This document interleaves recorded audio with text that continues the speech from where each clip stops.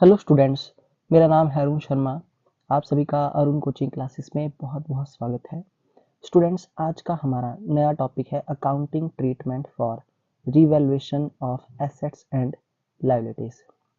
सो जब भी profit sharing ratio में चेंज आएगा एग्जिस्टिंग पार्टनर्स में, तो हमको क्या करना पड़ेगा। देखिए, जो एसेट्स और लाइबिलिटीज होती हैं उनकी रिवैल्यूएशन हमको करनी पड़ेगी। तो उसका क्या ट्रीटमेंट होता है वो यहाँ पे बताया गया है। सो लेक्चर को शुरू करने से पहले आपसे मेरी एक छोटी सी रिक्वेस्ट है। चैनल पर अगर नया है तो प्लीज़ सब्सक्राइब करना ना भूलें, बेल आइकन को प्रेस करें, वीडियो को ज़्यादा से ज़्यादा जो है वो लाइक करें, शेयर करें, कमेंट करना ना भूलें। आइए शुरू करते हैं। Assets and liabilities of a firm must also be revalued at the time of change in profit sharing ratio of existing partners. ठीक है, तो क्या बोला गया है कि जो एसेट्स होती है और लाइबिलिटीज होती है किसी फर्म की, उनकी क्या की जाती है, उनको रिवैल्यूड किया जाता है जब भी प्रॉफिट शेयरिंग रेशो में चेंज आता है जो पुराने पार्टनर्स हैं उनकी। द रीजन इज दैट, तो ऐसा हम क्यों कर रहे हैं, द रियलाइजेबल वैल्यू और actual value of assets and liability में be differ from those shown in the balance sheet. देखिए, तो हो क्या सकता है, क्या कारण है इसको करने का, कि जो एसेट और लायबिलिटी की जो रियलाइजेबल या फिर जो एक्चुअल वैल्यू है वो क्या हो सकती है, वो डिफरेंट हो सकती है। ठीक है, so it is possible that with the passage of time some of the assets might have appreciated in value। तो हो सकता है, देखिए, जैसे जैसे टाइम बीतता गया हो सकता है कि कुछ ऐसी एसेट्स हों कि टाइम बीतने के साथ उनकी वैल्यू अप्रिशिएट हो गई हो, मतलब उनकी वैल्यू में क्या हो गया हो, इंक्रीज हो गया हो, while the value of certain other assets might have decreased, है ना। और हो सकता है कि कुछ एसेट्स की जो वैल्यू है वो डिक्रीज हो गई हो। So and no record has been made of such changes in the books of accounts, है ना। और ऐसा भी हो सकता हो कि टाइम बीतने के साथ जो है, हो सकता है कि कोई रिकॉर्ड ना किया गया हो, है ना, बुक्स ऑफ अकाउंट्स में ऐसा कोई चेंज आया है हमारे, तो उसको रिकॉर्ड ना किया गया हो। In the same manner liability of a firm में हैव रीअसेस्ड, है ना। इसी तरीके से जो है वो जो लायबिलिटीज होगी उनको भी रीअसेस्ड किया जाएगा। Hence revaluation of assets and liability becomes necessary. तो इसलिए जो है वो क्या हो जाता है, ये जरूरी हो जाता है कि जब भी प्रॉफिट शेयरिंग रेशो में चेंज आएगा तो एसेट्स और लायबिलिटीज की रिवैल्यूएशन करना जरूरी हो जाता है, because the change in the value of assets and liability belongs to period prior to change in profit sharing ratio, so which must be shared by the partners in their old profit sharing ratio.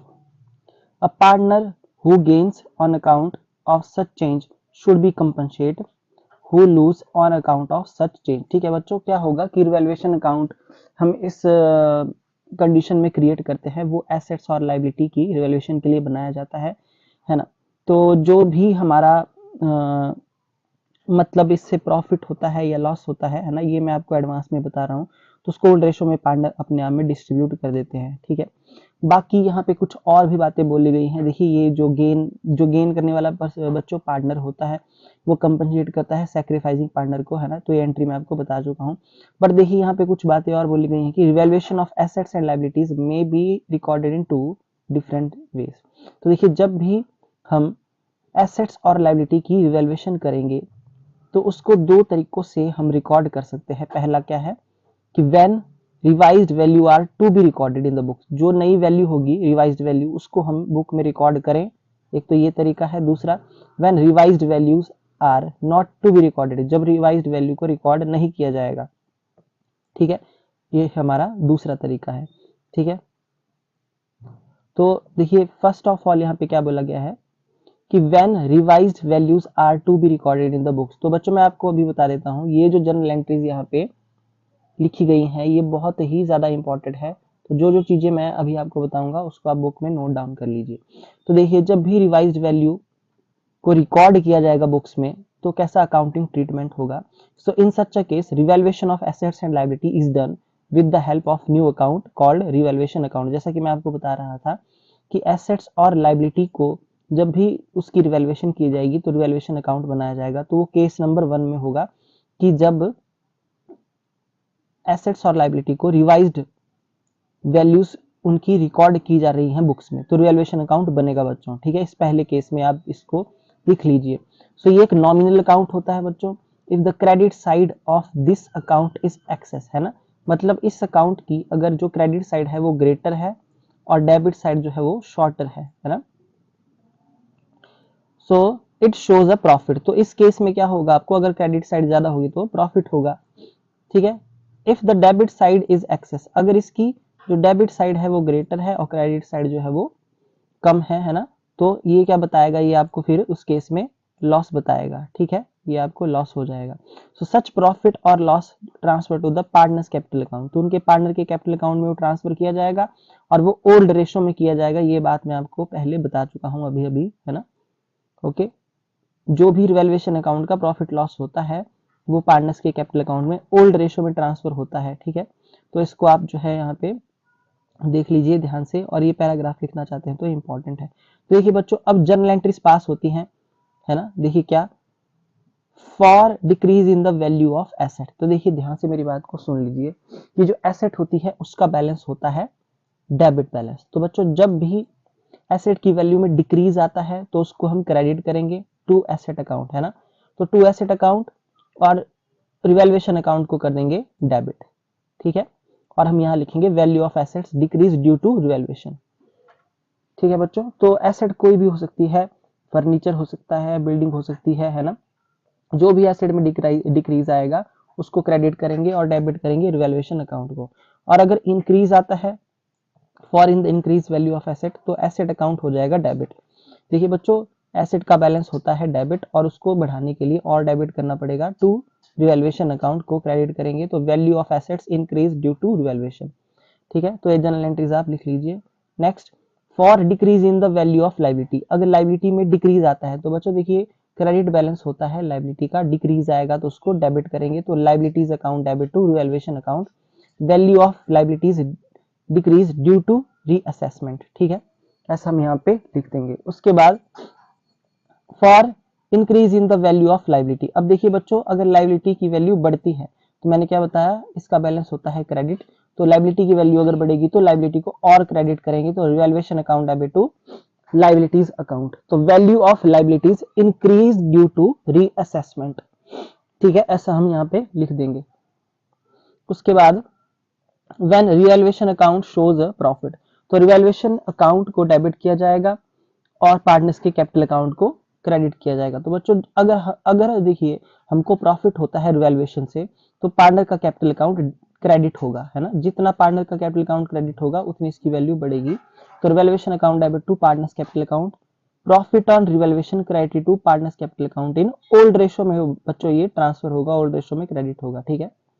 उसके बाद यहाँ पे क्या बोला गया है कि when revaluation account shows loss, तो देखिए लॉस जब होगा तो पार्टनर का कैपिटल अकाउंट होगा डेबिट, ठीक है, तो पार्टनर का कैपिटल अकाउंट डाउन हो जाएगा तो ये डेबिट हो जाएगा, तो इसको डेबिट करेंगे टू रिवैल्यूएशन अकाउंट, लॉस और revaluation debit to partners capital account in old ratio.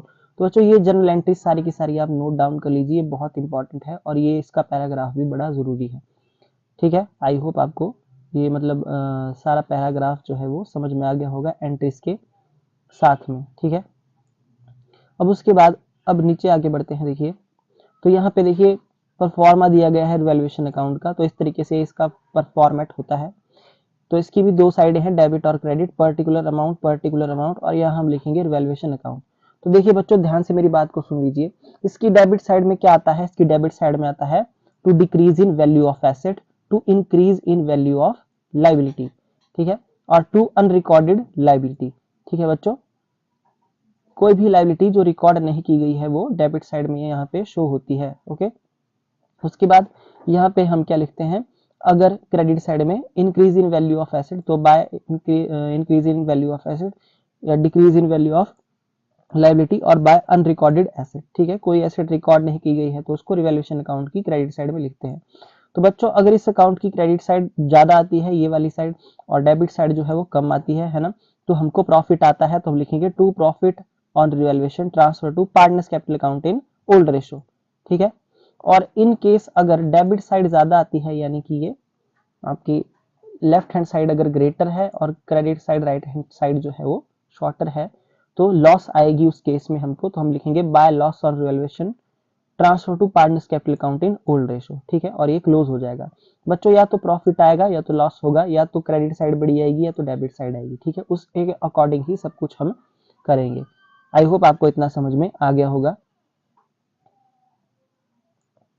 उसके बाद बच्चों यहाँ पे एक रिमेंबर पॉइंट दिया गया है, when revaluation account is prepared, देखिए जब इसको बनाया जाएगा, assets and liabilities in the balance sheet of reconstituted या new firm are shown at their revised values. देखिए बच्चों जब भी हम रिवैल्यूएशन, जो हमारा रिवैल्यूएशन अकाउंट है, इसको बनाते हैं तो जो एसेट्स हम शो करते हैं, है ना, न्यू बैलेंस शीट में हम जो भी एसेट्स और लायबिलिटीज को दिखाते हैं बच्चों, तो वो रिवाइज्ड वैल्यू में दिखाते हैं, मतलब जो चेंज हुई वैल्यू है, जो एसेट बढ़ गई होगी उसकी वैल्यू को बढ़ा के दिखाएंगे, या फिर जो एसेट डाउन होगी उसकी वैल्यू को घटाकर दिखाएंगे, है ना, और जो लायबिलिटी इंक्रीज होगी तो उसको इंक्रीज करके दिखाएंगे, और जो डिक्रीज होगी उसको माइनस कर देंगे उतने अमाउंट से, ठीक है। मतलब जब भी रिवैल्यूएशन अकाउंट बनेगा तो बैलेंस शीट जब हम बनाएंगे तो वो रिवाइज्ड यानी कि चेंज्ड वैल्यू पे बनेगी, ठीक है। आई होप आपको इतना समझ में आ गया होगा।